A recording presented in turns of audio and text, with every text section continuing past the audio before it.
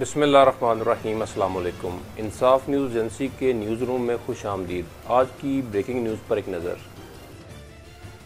میں ہوں عنایت اللہ انجم clear, bureau chief انصاف نیوز ایجنسی منڈی بہاؤالدین۔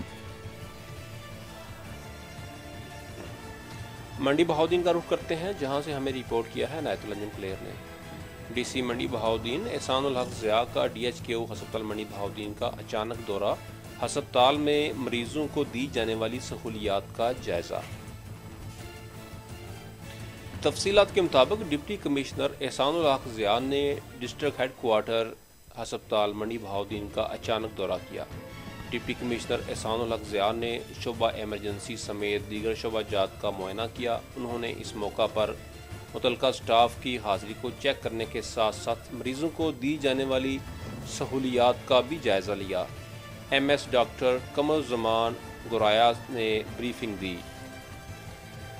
ڈپٹی کمشنر احسان الحق ضیاء نے مزید کہا کہ شہریوں کو طبی سہولیات کی فراہمی حکومت کی اولین ترجیح ہے۔